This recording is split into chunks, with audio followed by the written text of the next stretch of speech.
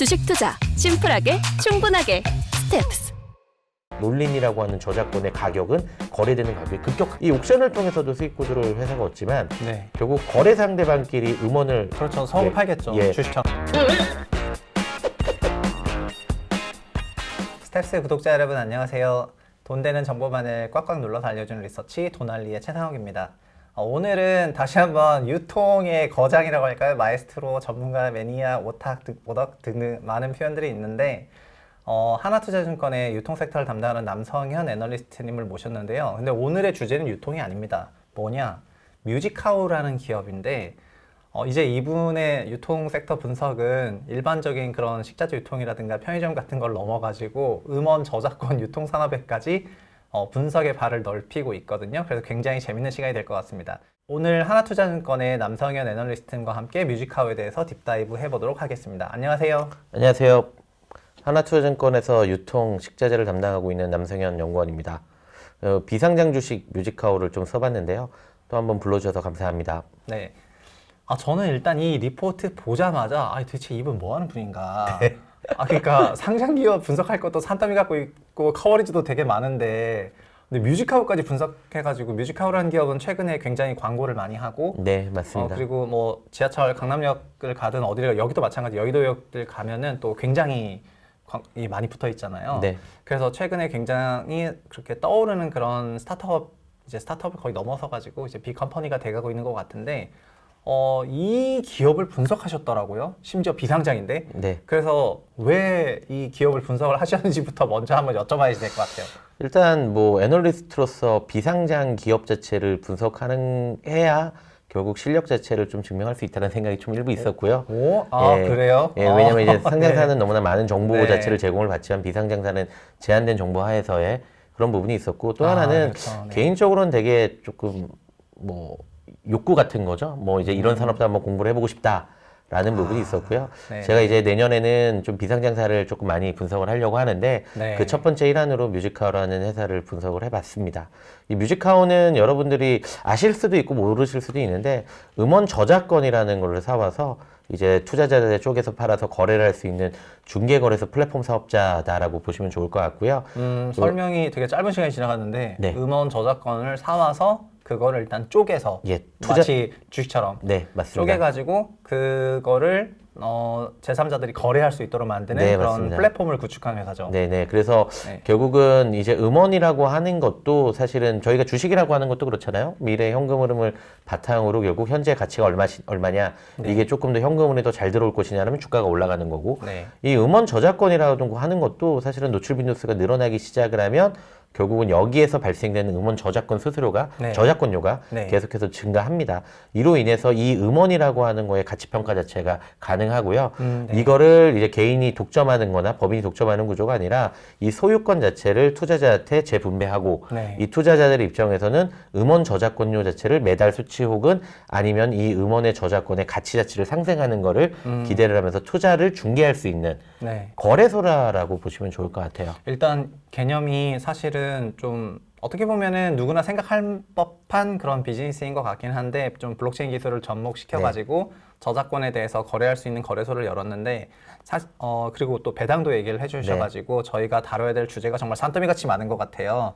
근데 기본적으로 많은 분들이 다 알고 계실 수도 있긴 하지만 이 저작권이라는 거가 어떤 식으로 좀 유통이 되고 있는지에 대해서 좀 간략하게 설명을 드리고 뮤직하우는 어떤 부분에서 좀 개입을 하고 있는지에 대해서 비교를 해주시면 좋을 것 같아요. 우선 저작권은 저희가 이제 표 1번을 보시면 저작 재산권이라는 게 있고 저작 인저권이라는 게 있고 실현자 저작 인자권이라는 게 있습니다. 한마디로 이 작사가 작곡가들이 음악을 하나 만들잖아요. 이걸 네. 저희가 저작 재산권이라고 하고요.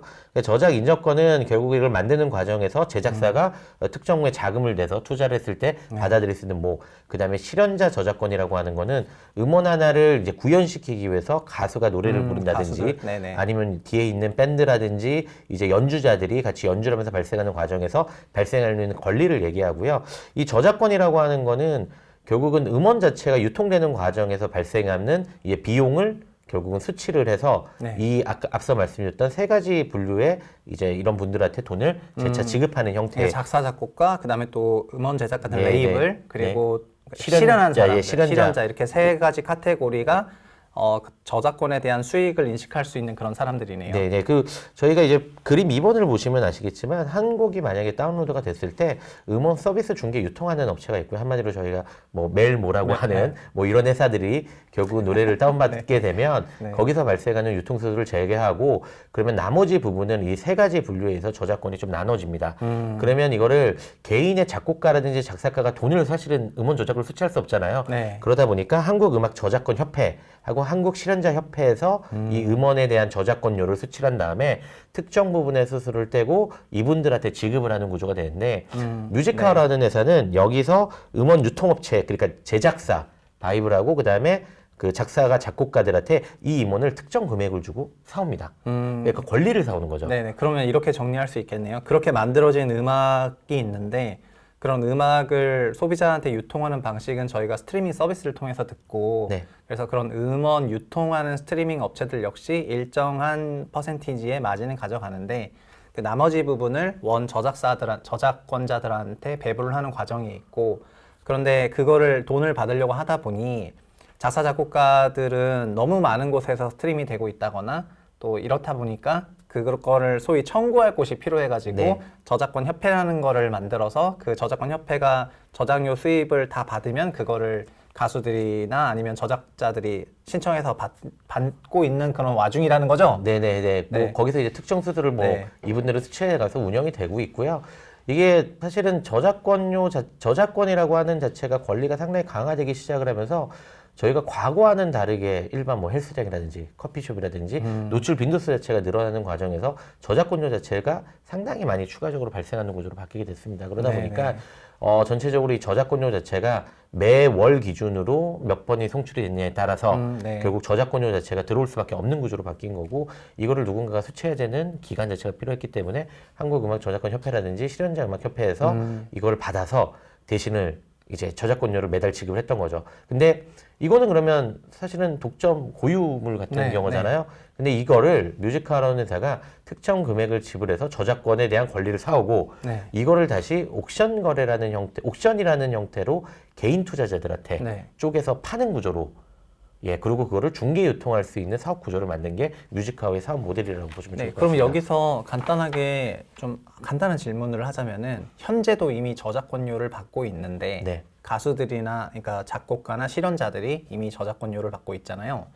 그런데 굳이 뮤직하우가 그런 저작권협회나 실현자협회 등으로부터 저작권을 사와서 네. 그거를 소위 개인 투자자들한테 열 수 있는 그런 투자 시장을 열었다는 거가 당연히 개인들은 좋죠. 네. 과거에 접근할 수 없었던 그런 음원 저작권에 대해서 접근할 수 있는 길이 생겼기 때문에 개인들은 좋은데 그럼 종전에 있는 저작권자들, 실현자들이나 아니면 작사, 작곡가 같은 경우에는 어떤 장점이 있는 거예요? 이분들 입장에서는 제가 지금 만든 저작권료가 지금 안정적으로 들어오긴 해요. 네. 근데 음악이라고 하는 게 추세도 있고 유행도 있고 사실은 뭐 계속 매년 불려주기에 대한 노래라고 자신하기는 사실은 어렵거든요. 네. 그리고 이 저작권료라고 하는 게 특정 시점에서는 돈이 많이 들어올 수도 있고 특정 월에서는 적게 들어올 수도 있습니다. 네. 예를 들면 여름과 관련된 노래가 있어요. 그럼 여름 시즌에 바캉스 시즌 엄청나게 많이 불려지겠죠. 네. 하지만 겨울 시즌이 되면 이분들 입장에서는 사실 그 저작권료가 수취하는 금액 자체가 상당히 낮습니다. 네. 그럼 끊임없이 창작 활동을 하셔야 되는 분 입장에서는 사실은 이 음원 저작권료라고 하는 게 되게 불확실성 자체가 쌓일 수밖에 없는 거고요.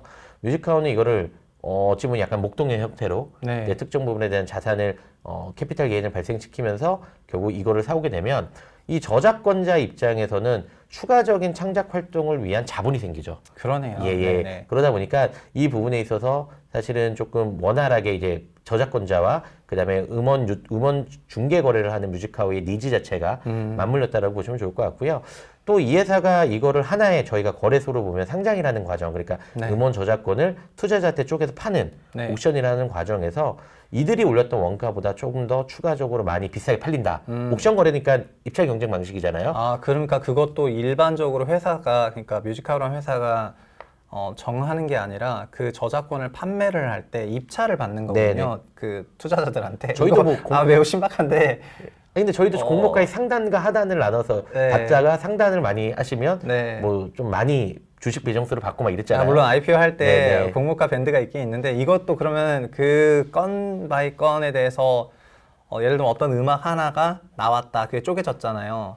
그러면 그 건에 대해서 입찰하는 사람의 금액이 다 다를 수가 있는데 네. 그런 것들이 그러면 다 뭐 인정이 된다는 건가 되는 건가요? 예, 경쟁 입찰 방식으로 해서 이제 상위의 금액으로 아, 낙찰이 되는 구조로 바뀌죠. 근데 이 낙찰 금액이 처음에 뮤직하우에서 제시했던 금액보다 높았을 때 그 차익만큼의 50%를 다시 저작권자한테 줍니다. 아, 이것도 완전 대박이네요. 그러니까 뮤직하우스 회사가 아까 저작권을 사온다고 하셨는데 그 사왔을 때 생각은 뭐냐면 이 금액에 팔아야 되겠다 하고 사오는 거잖아요. 네. 근데 그 금액에 팔아야 되겠다 사왔는데 그걸 막상 옥션을 붙여보니까 더 높은 네, 가격에 판매가 되기 시작하면은 그 차익만큼의 이익이 생기는데 그걸 원작자에게 원작자 50%. 50%를 준다고요? 예. 아. 이제 뮤직하우도 이제 수익 구조는 있어야 되니까 네네네. 50%를 원작자 주기 때문에 원작자 입장에서는 매달 돈을 쪼개서 음원 저작권료를 받는 부분보다는 일시적으로 좀 하나의 음원 저작권에 대한 가치를 적정하게 평가를 받고 이걸 또 개인 투자자들한테 조금 더 높은 평가를 받게 되면 성과급 같은 개념으로 네. 돈이 들어오니까 지금 회사에서 얘기하는 음원 생태계 조성을 위한 하나의 인프라를 구축했다라고 하는 언급이 결국 저작권자 그러니까 창작자들 입장에서의 조금 안정적인 자본을 구축하는 데 있어서는 상당히 네. 기여를 하고 있는 것도 사실이라고 보고 있습니다. 이 뮤직하우스 서비스가 그러면은 언제부터 좀 약간 붐업이 되기 시작을 한 거죠? 이게 뭐 거의 2018년까지는 테스트라고 보시면 17년까지 테스트라고 보시면 되고요. 네. 뭐 18년, 19년에 본격적으로 사업을 했는데 저희가 이제 롤린이라고 하는 브레이브걸스의 브레이브걸스. 역주행 네. 음원이 뜨기 시작을 하면서 잘 생각을 해보시면 이 브레이브걸스의 롤린이라는 음악은 음원이 많이 노출 빈도가 낮았어요. 아 이것도 그러니까 뮤직하우에 가지고 있었던, 저작권을 예. 갖고 왔던 음악이었어요. 예, 옥션으로 근데 생각을 갖고 했던- 왔었는데 또 역주행이 나온 거예요. 예, 역주행이 나오니까 음원을 이제 개인 투자한테 뿌려놓고 이거를 구매했던 분들이 있었는데 네. 갑자기 역주행이 나오기 시작하면서 이들의 많은 음원들이 노출이 확대가 되기 시작했습니다. 네, 그러니까 네. 당연히 저작권자인 작사가의 작곡가의 수익 구조는 원래는 급격하게 이루어져야 되는데 이걸 가지고 계셨던 분들이 있잖아요. 네. 그러면 저작권료가 매달 뭐 예를 들어 5천 원이 들어왔다. 근데 갑자기 역주행을 해서 10,000원, 20,000원, 30,000원이 들어오면 저희가 주식이랑 똑같이 갑자기 이 롤린이라고 하는 저작권의 가격은 거래되는 가격이 급격하게 그러겠죠. 올라가기 네, 시작을 네. 했습니다. 첫 번째는 이런 단순성 이벤트가 있었고요. 두 번째로는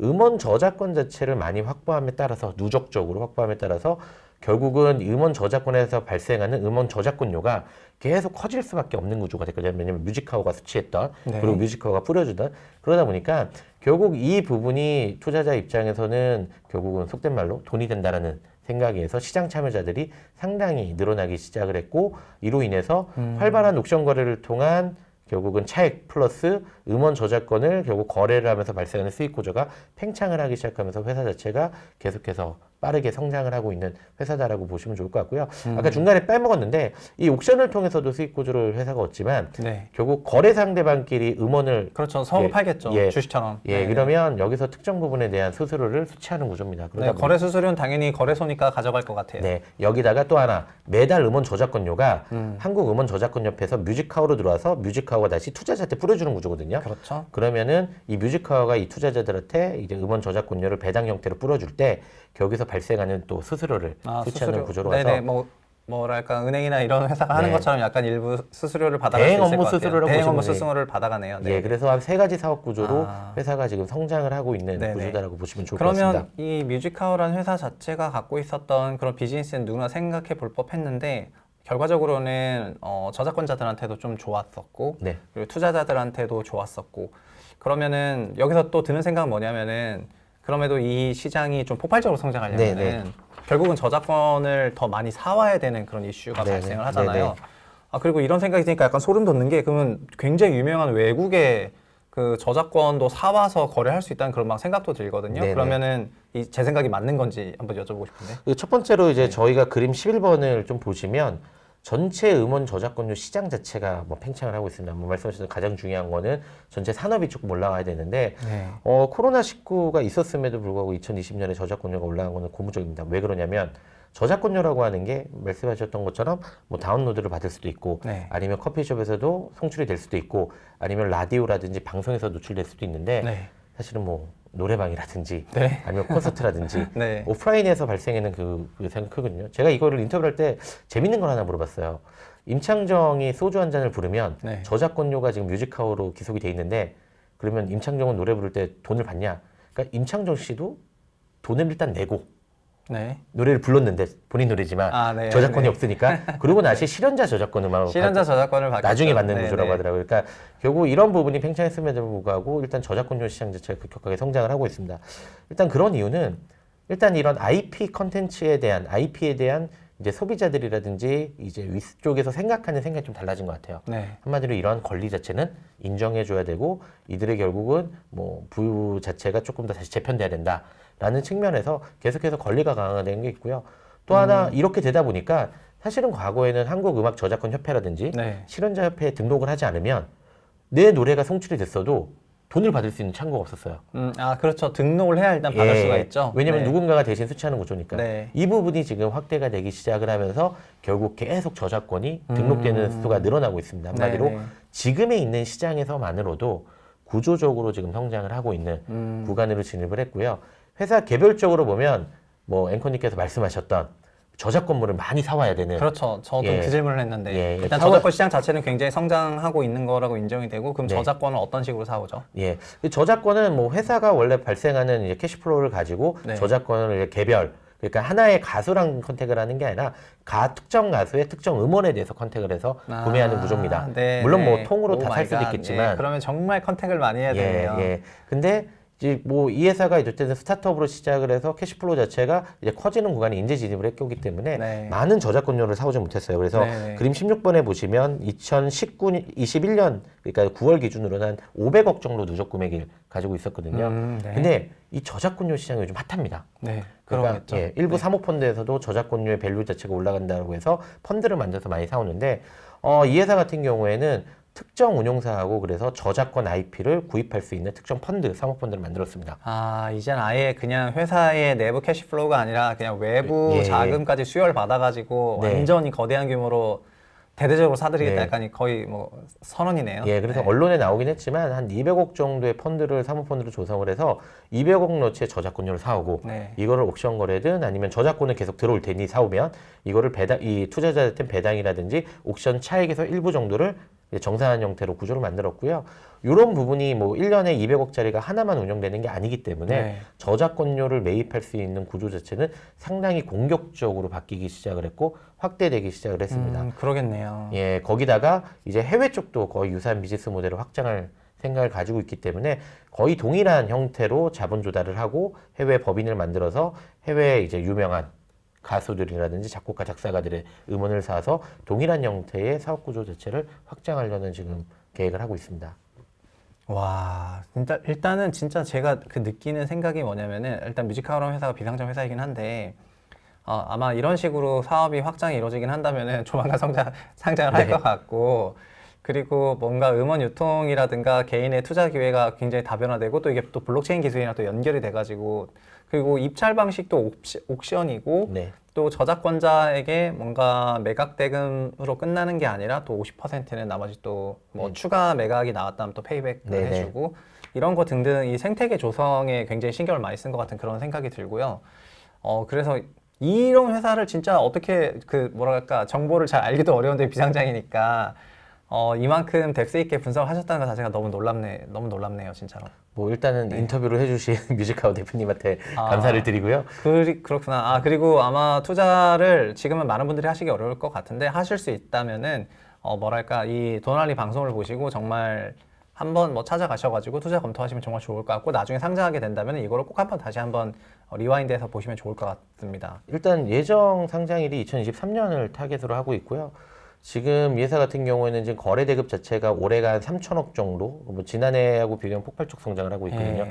여기다가 지금 9월 달에 이제 언론 뉴스에 따온 뭐 월별 거래 대금만 보면 한 700억 정도가 돼요. 9월에만. 네. 예, 그러면 회사가 내년에 목표로 하는 게 한 1조 원 이상의 거래 대금 자체를 목표로 하고 있는데 네. 사실은 제가 판단하기에는 저작권 자체가 이제 상당히 많은 네. 좋은 저작권료를 매입을 할 수 있게 되고 이게 결국 옥션 거래를 상장을 하게 되면 사실 팬심이 있거나 네. 아니면 이걸 통해서 안정적인 월별 배당 수익을 가질 수 있는 구조로 바뀌기 때문에 결국은 이게 뭐 MZ세대뿐만이 아니라 내가 자산 자체를 상당히 안정적으로 관리고 싶어하는 투자자 입장에서는 몰릴 수밖에 없습니다. 그러면 결국 이 회사들이 결국은 저작권물 등록 건수가 늘어나고 옥션 거래를 통해서 결국은 저작권을 많이 소개하고 거기다가 계속 많은 저작물을 확보하게 되면 거래 금액 자체가 지금 9월 달에 찍혔던 700억 원의 숫자보다는 훨씬 더 높게 나올 수 있다라고 네. 보고 있어서 아마 말씀하셨던 상장이 그렇게 불과 오래 걸리지도 않을 것 같다라는 생각을 하고 그리고 있습니다. 제가 말씀 중에 또 소름 끼치는 부분이 하나가 있는 게 뭐냐면은 일단 배당 수익률이라는 게 존재할 수밖에 없잖아요. 네. 물론 배당 수익률의 편차들도 있을 그렇죠. 수밖에 많죠. 없는데 예, 예. 그런데 그런 배당 수익률 관점에서 접근을 했을 때 그 사람들이 제가 저도 건설 섹터 담당하다 보니까 저희 섹터에는 리츠가 있어요. 네네. 리츠가 있어서 보통 배당주라는 게 연에 한 번씩 배당하다가 요즘에 중간 배당 넣어가지고 6개월에 한 번 정도 그쵸. 배당을 하고 최근에 은행주가 분기 배당을 시작을 해가지고 3개월 텀으로 배당을 하고 있는데 리츠를 어필할 때도 리츠는 6개월이 결산 회기가 돼가지고 6개월에 한 번씩 그냥 풀 배당을 하거든요. 그래서 그것도 리츠 사들이 약간 조정을 해가지고요. 어떤 회사는 1월, 7월, 어떤 회사는 2월, 8월, 어떤 회사는 6월, 12월 막 이렇게 했거든요. 진짜입니다. 네네, 맞습니다. 이렇게 하다 보니까 합치면은 1월부터 12월까지 대충 다 들어와요. 그래가지고 그래서 어떻게 하냐면 리츠를 이것도 사시고 이것도 사시고 이것도 사시고 이것도 사시고 하면은 어쨌든 12개월 캐시플로우가 나온다 막 이렇게 좀 궁색하게 얘기했단 말이죠. 네. 근데 이런 저작권 배당 같은 경우에는 그냥 매월 나오잖아요. 그 자체가. 예. 그러니까는 이런 걸로 좀 포트폴리오를 잘 꾸민다고 한다면은 이것도 상당히 그냥 현금 흐름 확보 차원에서 양호한 배당주 투자의 관점으로도 접근할 수 있을 것 같습니다. 단순한 어떤 물론 테크놀로지가 기반이 된 그러니까 이런 게 장점이네요. 이거 말씀하셨던 대로 리츠는 이제 반기 배당을 하고 사실은 이제 비과세 조항 자체가 이제 5천만 원까지는 이하까지는 있는 부분이 있어서 좀 매력적인데 일단은 리츠는 한 6%, 5에서 6% 정도 네. 배당 수익률로 네, 국내에 네. 형성이 돼 있는데 뮤직카우는 현재까지의 트랙 레코드로 보면 8% 정도. 8%? 오 예. 마이 갓. 완패. 예, 거기다가 완패입니다, 완패. 뭐 말씀하셨던 뭐 이런 거죠. 뭐 네. 벚꽃 엔딩하고 여름 노래하고 겨울 노래를 좀 섞어서 네. 하면은 매 분기 매월 안정적인 배당 수익을 꽂힐 수 있는 구조가 되기 때문에 그래서 저희가 초기에 회사를 설명드릴 때 중개 거래소 플랫폼이라고 말씀드렸잖아요. 그러니까 단순하게 그게 아니라 금융자산이라는 형태를 음원으로 저희가 전환했다라고 보시면 되고 음원으로 벌어들이는 결국 음원 저작권료가 이에 음원의 가치를 결정을 하고 이거에 대해 가치가 올라갈 거다라고 생각하는 투자자들이 참여를 하면서 안정적으로 배당 수익까지 수취할 수 있는 그런 구조다라고 보시면 좋을 것 같습니다. 그러다 보니까 성장주도 성장 음원, 성장 배당 뭐 여러 가지 컨셉이 한꺼번에 묶여 있는 물론 이제 세금적 이슈는 뭐 제한적이겠지만 네. 예, 그런 부분이 있고요. 거기다 거기다 가장 매력적인 것 중에 하나는 또 제가 보기엔 이거 같은데 비트코인과 마찬가지로 24시간 거래가 가능합니다. 그래요? 예. 어질어질하네요. 이제 이 정도 설명을 듣다 보니까 너무 현란해서 어질어질한데 근데 컨셉이라든가 이런 거는 어떤 투자 포인트는 명확히 파악이 된 것 같고 네. 그리고 뭔가 새로운 투자 기회가 우리한테도 주어질 수 있다는 생각이 들다 보니까 이게 일단 매우 반갑네요. 그리고 새삼 느꼈는데 남성현 애널리스트님은 유통 섹터 애널리스트 정도를 넘어서 제가 볼 때는 유통 마스터인 것 같고요. 정말 뭔가 거장의 영역에 들어선 게 아닌가 이런 생각이 됩니다. 일단 긴 시간 동안 정말 뮤직하럼 회사를 또 인덱스 레포트를 내셔가지고 네. 물론 이 풀 리포트를 보시려면 하나투자증권 홈페이지에 가입을 하셔야 됩니다. 왜냐면은 요즘에 리포트 저작권 이것도 비슷한 의미의 저작권이죠. 저작권인데 네. 이 리포트 저작권에 대한 관리 강화로 하나 홈페이지에 가입을 하셔야 풀 리포트를 보실 수가 있다는 걸 말씀을 드리고 저도 그래서 회원 가입을 해가지고 풀 리포트를 받아보고 있습니다. 이 리포트 꼭 한번 읽어보셨으면 좋겠고요. 그리고 오늘 정말 긴 시간 이렇게 또 뮤직하우라는 회사를 위해 가지고 노력을 해주신 또 분석을 해주고 좋은 정보 알려주신 남성현 유통 마스터 님에게 굉장히 깊은 감사를 드리겠습니다. 정말 감사합니다. 감사합니다. 감사합니다. 감사합니다. 자기야. 변했군요. 변하는 환율을 한눈에 스텝스.